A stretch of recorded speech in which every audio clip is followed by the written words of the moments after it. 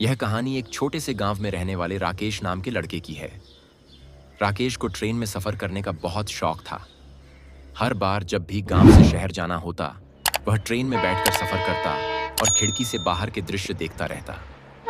एक बार दिवाली की रात राकेश ने अपने दोस्तों के साथ शहर जाने का प्लान बनाया। उन्होंने रात की आखिरी ट्रेन पकड़ी, जो आमतौर पर गांव के स्टेशन पर रुकती नहीं थी। उस रात स्टेशन पर चारों ओर अंधेरा छाया हुआ था। सिर्फ दूर से आती ट्रेन की रोशनी दिख रही थी।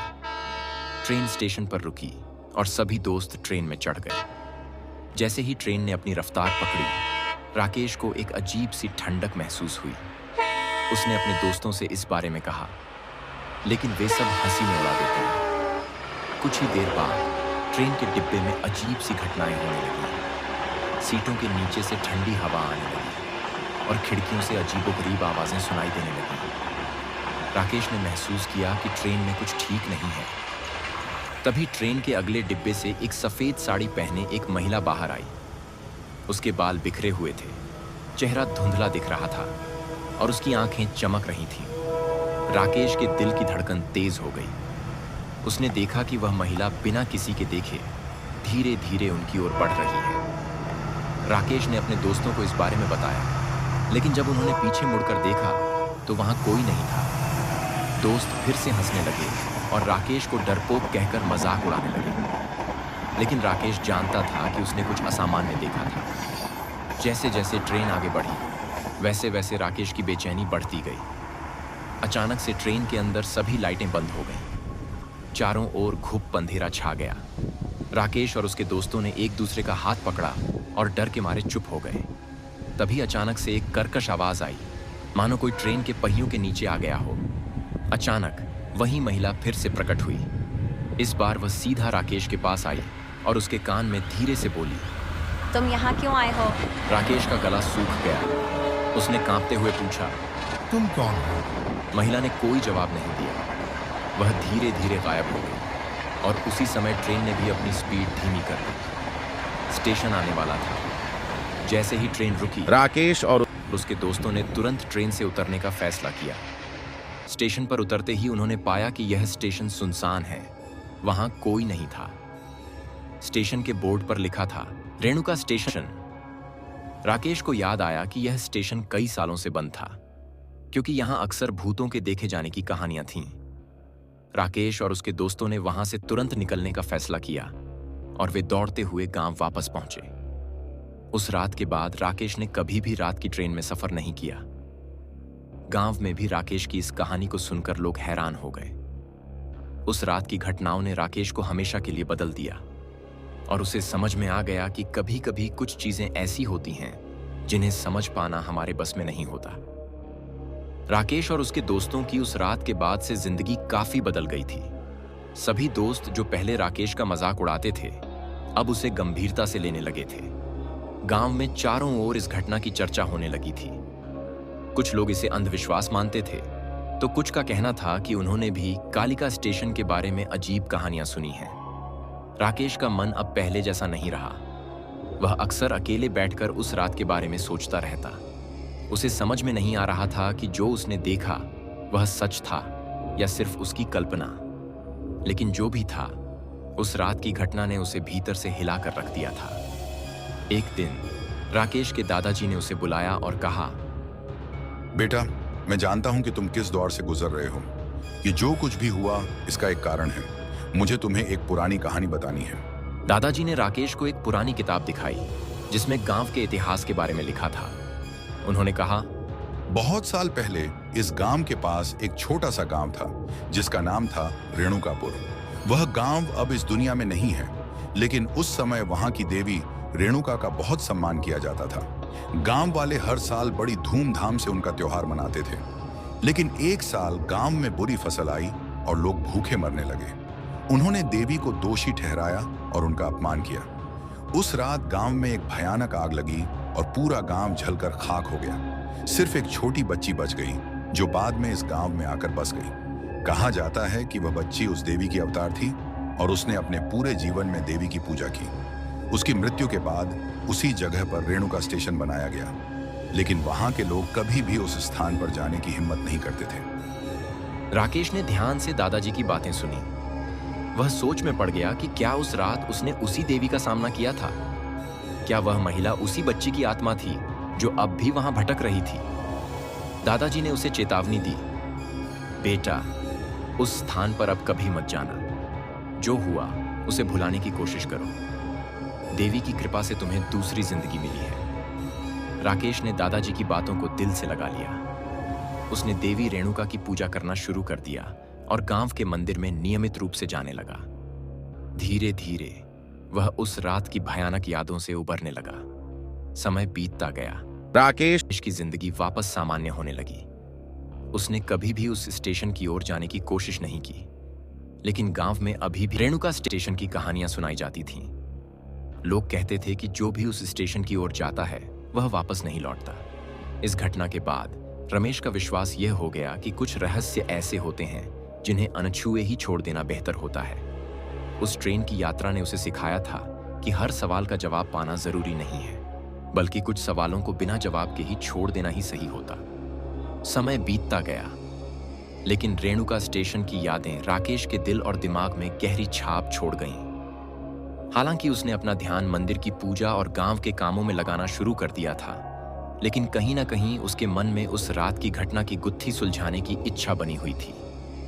एक दिन गांव में एक नई परिवार आया, जिसमें एक युवा लड़का था जिसका नाम आर्यन था। आर्यन को भूत प्रेत, रहस्यमयी स्थानों और पुरानी कहानियों का बहुत शौक था।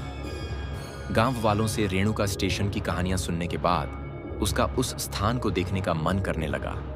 राकेश से आर्यन की मुलाकात मंदिर में हुई। आर्यन ने जब राकेश से रेणुका स्टेशन के बारे में पूछा तो राकेश ने उसे वहां जाने से मना किया, लेकिन आर्यन की उत्सुकता और बढ़ गई। उसने सोचा कि जो कुछ भी वहां है उसे देखने का मौका मिलना चाहिए। आर्यन ने राकेश से कहा, अगर तुम मेरे साथ चलोगे तो मैं भी तुम्हारी तरह सतर्क रहूंगा। हम वहां कुछ गलत नहीं करेंगे, बस एक बार उस स्थान को देख लेंगे। राकेश के मन में डर और उत्सुकता का द्वंद्व चल रहा था। उसने बहुत सोचने के बाद तय किया कि वह आर्यन के साथ रेणुका स्टेशन जाएगा, ताकि उसे सुरक्षित रख सके और अगर कोई अनहोनी हो तो उसे संभाल सके। अगली रात जब चांदनी रात का सन्नाटा गांव में फैला हुआ था, दोनों ने रेणुका स्टेशन की ओर जाने का निश्चय किया। रास्ते भर राकेश को वह डरावनी रात याद आ रही थी, लेकिन उसने अपने डर को दबाकर रखा। जैसे ही वे स्टेशन के पास पहुंचे, आर्यन ने देखा कि स्टेशन वास्तव में कितना सुनसान और डरावना था। वहां की इमारतें टूटी फूटी थीं और चारों ओर सिर्फ सन्नाटा फैला हुआ था, लेकिन आर्यन का साहस उसे आगे बढ़ने से रोक नहीं पाया। उन्होंने स्टेशन के अंदर कदम रखा और तभी एक ठंडी हवा का झोंका आया। राकेश को फिर से वही ठंडक महसूस हुई जो उसने पिछली बार महसूस की थी। वह घबराने लगा, लेकिन अर्जुन ने उसे शांत किया और आगे बढ़ने के लिए कहा। वे दोनों प्लेटफॉर्म पर पहुंचे जहां कभी ट्रेनें रुका करती थीं। अचानक स्टेशन पर एक धीमी भयानक हंसी गूंजने लगी।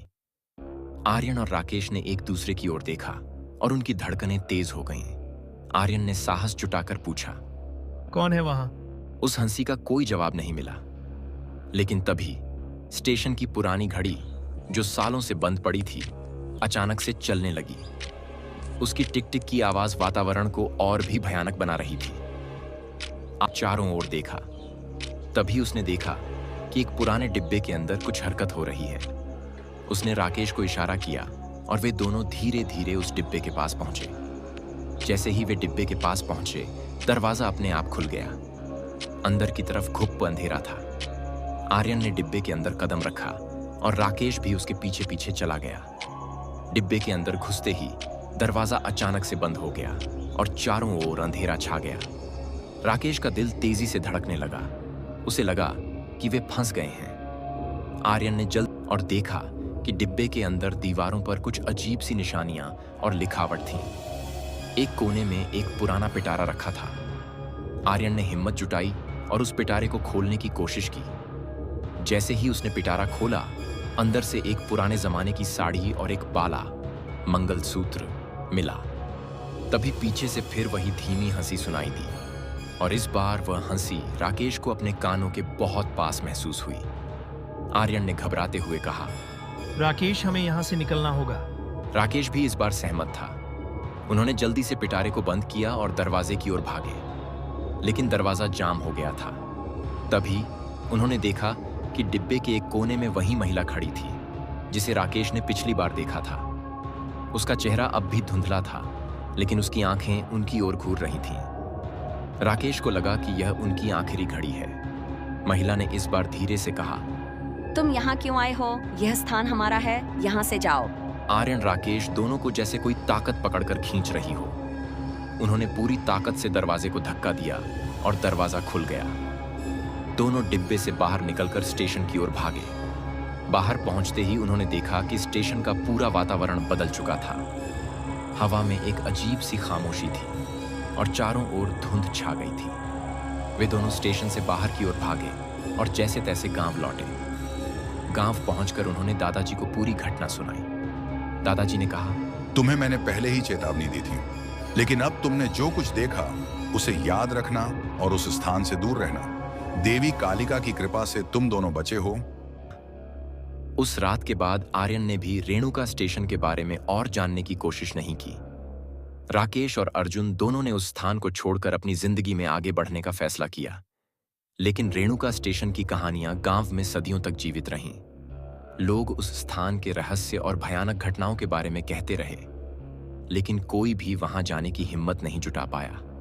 और इस तरह रेणुका स्टेशन एक ऐसी कहानी बन गया जो लोगों के दिलों में डर और श्रद्धा के रूप में बसी रही। आर्यन और राकेश के जीवन में उस रात के बाद काफी बदलाव आ गया था। उन्होंने महसूस किया कि कुछ रहस्यों को छेड़ना खतरनाक हो सकता है और उसे छोड़ देना ही बेहतर है। उन्होंने एक दूसरे से वादा किया कि अब कभी भी उस स्टेशन के करीब नहीं जाएंगे। लेकिन इस घटना के बाद गांव में और भी अजीब घटनाएं होने लगीं। लोग कहने लगे कि रात के समय गांव के आसपास कुछ अनजान आकृतियां देखी गईं। कुछ ने कहा कि उन्होंने ट्रेन की सीटी की आवाज सुनी है जो कई सालों से बंद पड़ी थी। इस डर ने गांव वालों को और सतर्क कर दिया। एक दिन गांव के मुखिया ने एक सभा बुलाई जिसमें सभी गांव वालों को बुलाया गया। राकेश और आर्यन भी वहां पहुंचे। मुखिया ने कहा, हमारे गांव में कुछ अजीब हो रहा है। बहुत से लोग अनजान घटनाओं की शिकायत कर रहे हैं। हमें एक समाधान निकालना होगा ताकि हमारे गांव की शांति बनी रहे। गांव के बड़े बुजुर्गों ने सलाह दी कि कालिका स्टेशन पर देवी कालिका के लिए विशेष पूजा का आयोजन किया जाए। गांव वालों का मानना था कि अगर देवी की पूजा सही तरीके से की जाए तो शायद वे इस स्थान को शांत कर देंगी और गांव में हो रही घटनाएं भी रुक जाएंगी। यह प्रस्ताव सबको ठीक लगा और एक दिन तय किया गया जब गांव के सभी लोग रेणुका स्टेशन पर जाकर देवी की पूजा करेंगे। इस काम के लिए गांव के सबसे बुजुर्ग और ज्ञानी पुजारी को चुना गया। उन्होंने बताया कि यह पूजा बेहद कठिन और जटिल होगी और इसे करने के लिए विशेष तैयारियां करनी होंगी। पूजा के दिन गांव के सभी लोग एकजुट होकर रेणुका स्टेशन की ओर बढ़े। राकेश और आर्यन भी इस पूजा में शामिल हुए। जब वे स्टेशन पहुंचे तो वहां का माहौल अब भी भयानक था, लेकिन सभी ने मिलकर देवी की पूजा के लिए तैयारी शुरू कर दी। पुजारी ने देवी का आह्वान किया और विशेष मंत्रों का जाप करने लगे। धीरे धीरे वहां का वातावरण बदलने लगा। पहले जहां डर और सन्नाटा था, अब वहां एक अजीब सी शांति महसूस होने लगी। ऐसा लग रहा था कि देवी की उपस्थिति वहां महसूस की जा सकती है। पूजा पूरी होने के बाद पुजारी ने कहा, अब हमें देवी से प्रार्थना करनी चाहिए कि वे इस स्थान को हमेशा के लिए शांत कर दें और इसे भूत प्रेतों से मुक्त कर दें। प्रार्थना की। पूजा समाप्त होने के बाद स्टेशन का माहौल पूरी तरह से बदल चुका था। लोगों को वहां अब कोई डरावनी अनुभूति नहीं हो रही थी। उन्होंने महसूस किया कि देवी ने उनकी प्रार्थना सुन ली है। उस दिन के बाद से गांव में कोई अजीब घटना नहीं हुई। रेणुका भी अब एक सामान्य स्थान बन गया जहां लोग बिना किसी डर के आ जा सकते थे। राकेश और आर्यन ने महसूस किया कि देवी की शक्ति कितनी महान है। उन्होंने गांव के बाकी लोगों के साथ मिलकर यह तय किया कि हर साल देवी रेणुका की पूजा रेणुका स्टेशन पर की जाएगी ताकि इस स्थान की शांति बनी रहे। इस घटना के बाद गांव में शांति लौट आई और लोग अपनी सामान्य जिंदगी जीने लगे।